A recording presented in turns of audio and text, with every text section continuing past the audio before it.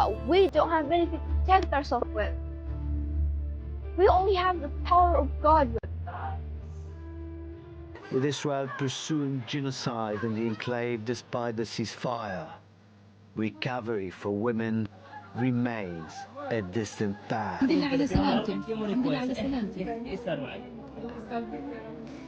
أنا بس ما كنتش عم بستقبل الموضوع إن أنا بتدولد يعني فبس يعني ما يصير تغير إن أنا أغير.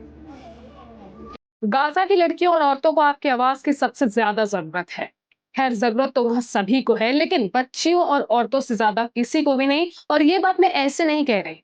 चलिए आज मैं आपको इस प्लेटफॉर्म पे मात्र 13 साल की बच्ची मोना की कहानी सुनाती हूँ। मोना ने कहा कि वो अपने परिवार के साथ में 6th फ्लोर पर बैठी थी जब उसने अपनी आंखों के सामने अपना सब कुछ बिखरते हुए देखा। वो खुद तो बच गई, लेकिन उसका अपना कुछ भी नहीं बचा। Mona and family 6th floor पर थे जब Israeli led air strike 7th floor पर हिट करती है। पहली एयर स्ट्राइक में मोना ने बताया कि उनकी चाची चीखती हुई आई कि उनके बच्चे चले गए, वो इस दुनिया में नहीं रहे। इतनी देर में जब तक मोना कुछ प्रोसेस कर पाती, वो मदद के लिए दौड़ती, तब तक Israeli led second air strike यानी डबल एयर स्ट्राइक में मोना की माँ, भाई और बहन तीनों नहीं रहे। सेकेंड एयर स्ट्राइक के शेल ने मोना की माँ बहन को डायरेक्ट हिट किया और बस चंद सेकंड्स में मोना के सबसे करीबी लोग, जिनको वो शायद सबसे ज्यादा चाहती रही होंगी, अब वो इस दुनिया में नहीं थे। उनकी बॉडीज तक नहीं मिली, वो अब टुकड़ों में बिखरे पड़े थे। अब ये तो लाजमी है कि मोना की असल जिंदगी की कहानी सुनकर के आपको दुख जरूर हुआ होगा, होना भी चाहिए, जो कि मानव भावना के तहत होता है। लेकिन अगर आपको ऐसा लगता है कि ये एक अकेली मोना की कहानी है या रेयर केस है, तो नहीं, आप बिल्कुल गलत सोच रहे हैं। क्योंकि सच्चाई तो यह है कि गाजा में 38,000 से ज्यादा औरतें और लड़कियां मारी जा चुकी हैं अक्टूबर 2023 से लेकर के दिसंबर 2025 तक। कम से कम 11,000 औरतें और लड़कियां इतनी सीवियरली इंजर्ड हैं कि उन्हें लाइफ लॉन्ग डिसेबिलिटी का सामना करना पड़ेगा। 1 मिलियन से ज्यादा women एंड गर्ल्स गाजा में डिस्प्लेस हो चुकी हैं। फूड एंड वाटर का एक्सेस एकदम लिमिटेड है।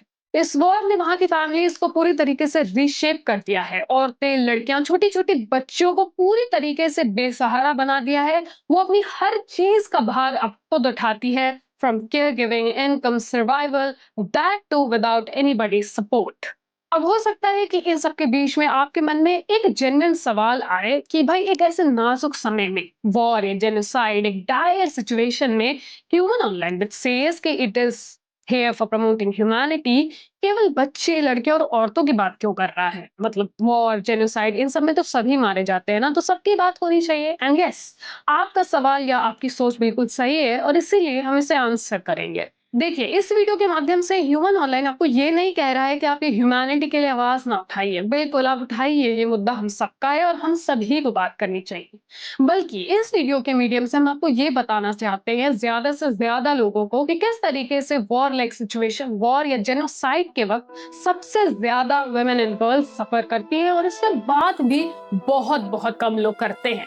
अब इस चीज को और बेहतर तरीके से समझने के लिए हम साइंस डायरेक्ट की इस रिपोर्ट के बारे में थोड़ा सा बात करेंगे, जो डीप एनालिसिस और ग्राउंड रिपोर्टिंग के साथ में आपको बताती है कि कैसे गाजा की औरतें physical, emotional, economic and social abuse को इंड्योर करती हैं। Example number 1, the most heinous one, mass rape. She was taken to sedate a man and she was nude searched over and over again and filmed, and then she was raped twice by Israeli male soldiers, 2 of them at a time, while videotaping her. We have also one testimony of a woman who was also taken. This is in addition to the threats of rape and the nude searches all the time with the intention to humiliate and to degrade these women.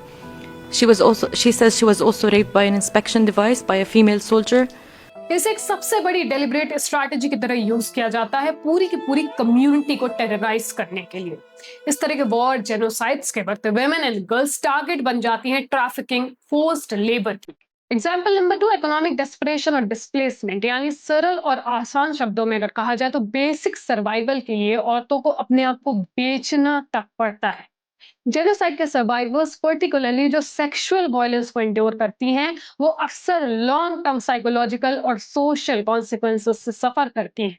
कई औरतें PTSD, depression और severe isolation में चली जाती हैं due to societal stigma. Now, example number third and equally scary. Gaza women ने significant challenges face किए हैं related to menstrual health by lack of sanitary product, absence of privacy, water shortages. ऐसे conditions में औरतें और भी ज्यादा मजबूर हो जाती हैं, सोशल प्रेशर में आ जाती हैं, उनका साइकोलॉजिकल स्ट्रेस और भी ज्यादा बढ़ जाता है जो ऑलरेडी फेस कर रही होती हैं. अब गाजा में ऑन पेपर अनाउंसमेंट है, यूं कहें कि कहने को तो सीज फायर अक्टूबर 2025 में हो गया था, लेकिन उसके बाद भी वहां सब सफर ही कर रहे हैं. Women and girls continue to face severe and persistent risk as humanitarian needs remain critical and recovery conditions remain fragile. बहुत समय तक गाजा में या शायद आज भी वहां पर बेसिक चीजों की अवेलेबिलिटी पर भी रोक लगा दी गई थी, like food, medicine, medical equipment and assistive devices, यानी वो टूल्स या सॉफ्टवेयर जो डिसेबल या एज रिलेटेड प्रॉब्लम से सफर कर रहे लोगों की मदद करते हैं. Shelter material and equipment necessary for the purification of water and removal of rubble, यानी कि जो भी मलबे में लोग दब के मर जाते हैं उस मलबे को हटाने के लिए सामान तक नहीं था वहां पर. Pregnant women have been forced to give birth without adequate medical care to endure pregnancy and postpartum recovery. छोटी बच्चों से लेकर बुजुर्ग औरतें, एक प्रेग्नेंट औरत से लेकर के ब्रेस्ट फीडिंग मदर तक सभी ने गाजा में अनथिंकेबल चैलेंजेस को फेस किया है. गाजा की औरतें और बच्चियों का दुख दर्द की कहानी शायद आज के समय में सबसे ज्यादा एक्सट्रीम होंगी सुनने और समझने के लिए. यूनाइटेड नेशंस के जनरल सेक्रेटरी ने कहा है कि गाजा में जो भी हो रहा है वो ह्यूमैनिटेरियन क्राइसिस नहीं बल्कि ह्यूमैनिटी के लिए एक क्राइसिस है, और जब भी बात ह्यूमैनिटी पे क्राइसिस की आएगी तब human online which is dedicated to promoting humanity and kindness in this cruel world will come forward and will tell you about all the issues and will also request कि आप भी उन सभी जगहों की बात करिए जिन लोगों को, जिस जगह को आपकी आवाज की सबसे ज्यादा जरूरत है. इनको अपना मुद्दा बनाइए. इंसान या इंसानियत के इश्यूज किसी लैंड तक लिमिटेड नहीं होते हैं, ये किसी एक के इश्यू नहीं होते, ये इश्यूज होते हैं बॉर्डरलेस, और उसमें भी females are one of the most vulnerable section in this whole world. वो भी जेनोसाइड या वॉर फेस कर रही महिलाएं, इनके लिए तो चाहे कितनी बात करिए आप कम ही है. So please be humane enough and talk as much as you can about them. Till then, Human Online along with Garima, both are dedicated to promoting humanity, takes a permission. We'll see you in the next video. Till then, stay kind and stay updated with Human Online News. Thank you so much for watching.